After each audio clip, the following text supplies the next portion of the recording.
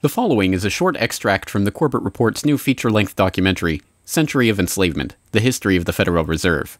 To watch the full documentary, please go to corbettreport.com/Federal Reserve. If there was ever a point in human history to start questioning alternatives, this would be it. And to think that where we are and simply say, oh, well, this is the best of our options. How many of the best options lead to self-destruction? Doesn't sound like a best option.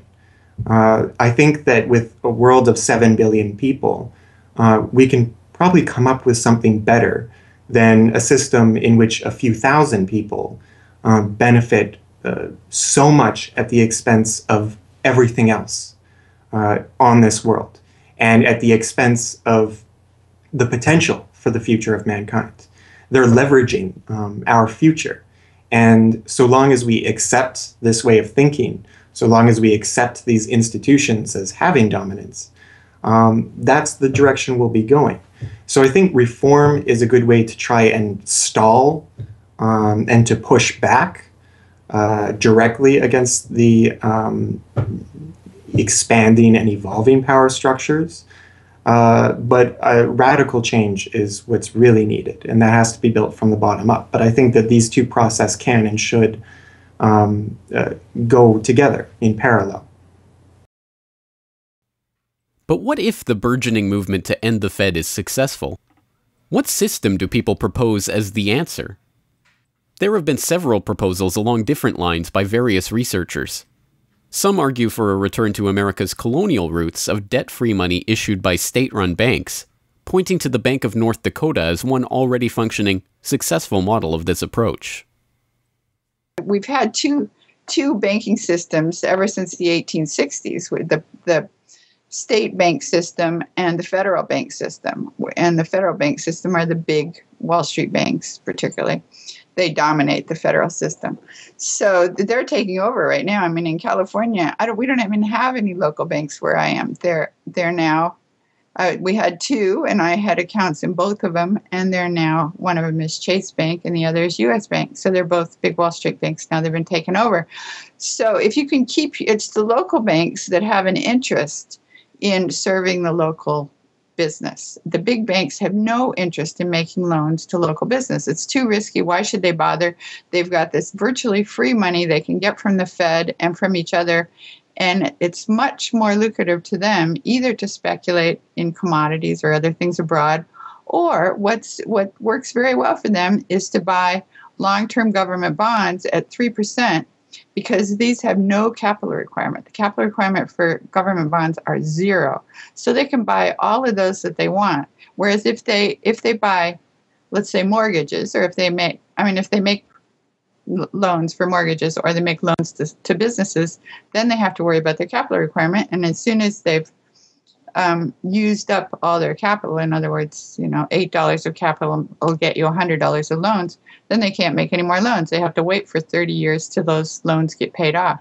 So what they do, if they do buy mortgages, is sell them off to investors. And so that was the whole mortgage-backed securities scam that we've seen. I mean, they had no motivation to make sure that these borrowers were actually sound borrowers. They just wanted to make a sale, so they sold the stuff to the unwary investors who might be somebody in Iceland or Sweden or pension funds. Yeah, so that didn't work out so well. So a state bank with the partnering with the local banks can provide the capital, can help them with capital. In North Dakota, the state bank guarantees the loans of the local banks, allowing them to make much bigger loans than they could otherwise. And the state bank provides liquidity to the small banks. That's why the small banks, the local banks, aren't making loans to small business right now, because they don't know that they can get money from the other banks as needed. The way banking works is they make the loan first. I mean, if you have credit lines to many different businesses, and if they all hit up their credit lines at once, you're going to run out of money. So you don't dare do that unless you know that you can get short-term loans from the other banks. And what's happening right now, even though there's 1.6 trillion in excess reserves sitting on the books of the big banks, they're not available to the little banks. And the reason is because the Fed is paying 0.25% interest on those reserves. So the banks have no incentive to lend them to the little banks. Why let go of them when you can make just as much keeping them, and then you still have your reserves, and you can use them as collateral to buy bonds or something that'll make you more money. So the whole system is messed up. And in North Dakota, the Bank of North Dakota provides the liquidity for these local banks. Others advocate a decentralized system of alternative and competing currencies that greatly reduce or even eliminate altogether the need for a central bank. Well, 22 years ago in Ithaca, New York, I noticed that a lot of people, friends particularly, had skills and time that were not being employed or respected by the prevailing economy. And while we had much desire to create things and trade them with each other and many services we could provide to each other, we didn't have the money. So, since I have a background in graphic design, journalism, and arrogance, I went to my computer and designed paper money for Ithaca, New York.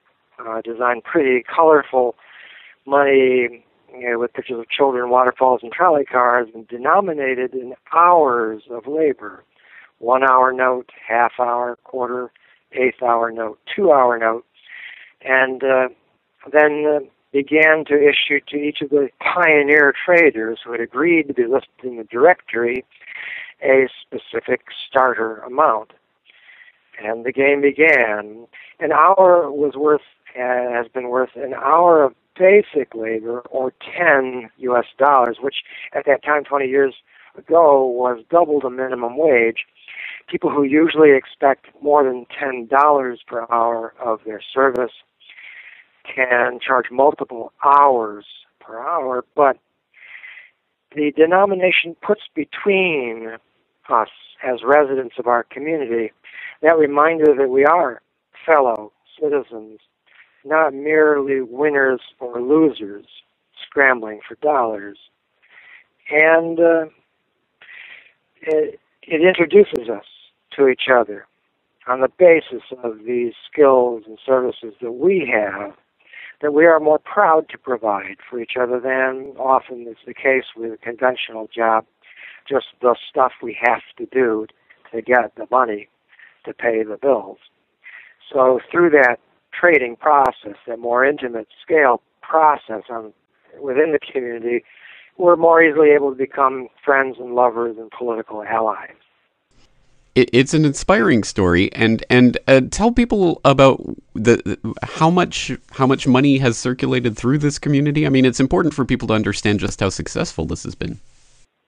Because we're not a computer system, we don't have a specific volume of trading recorded, but by the grapevine, by phone surveys, and over the years watching the money move, we were able to guess very reliably at several $1 million equivalent of this money has transacted over those years, making loans without charging interest up to $30,000 value, which is the fundamental monetary revolution in our system, then as well making grants of the money to over 100 community organizations.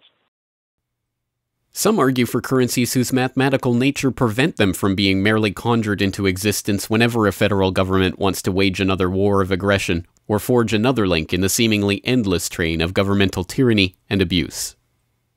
What people have to understand about Bitcoin is that it's a completely decentralized network. There's no central server, there's no controlling company, there's no office. It's just free software that anyone can download and start running on their computer anywhere in the world. And that the Bitcoins themselves can be transferred to or from anyone anywhere in the world. And it's impossible for any bank or government or entity to block you from sending or receiving those Bitcoins. There's a limited supply of those Bitcoins. There will never, ever, ever be more than 21 million Bitcoins. And so because, like everything, the price is set based on supply and demand, because the supply of Bitcoins is limited and the demand is increasing as more and more people start to use them and more websites start to accept them, the price of Bitcoins in terms of dollars is going to have to increase even a lot more than the $500 per Bitcoin that it is today. Are there any drawbacks at all to the idea of using a cryptocurrency? If you're part of the current power elite that can just print money at will to spend on whatever you feel like, then yeah, the world switching over to Bitcoin is probably not going to benefit you. But if you're one of the normal people that aren't working for the Federal Reserve or any central bank that's printing money to pay to your friends and that sort of thing, then a Bitcoin world is a wonderful thing for you. Sound money, cryptocurrencies, state banks, LETS programs, self-issued credit. These and many other solutions have all been proposed, and many of them are in use in different localities today. Information on all of these ideas and how they are being applied in various parts of the world are widely available online. The point is that the question of what money is and how it should be created is perhaps the single greatest question facing humanity as a whole, and yet it is one that has been almost completely eliminated from the national conversation. Until recently. You've been watching a short clip from Century of Enslavement, The History of the Federal Reserve. For the complete documentary, transcript, sources, and other informational resources about the Federal Reserve, please go to corbettreport.com/Federal Reserve. This video is brought to you by the subscribers of BoilingFrogsPost.com. For more information on this and other topics, please go to BoilingFrogsPost.com. For more information and commentary from James Corbett, please go to CorbettReport.com.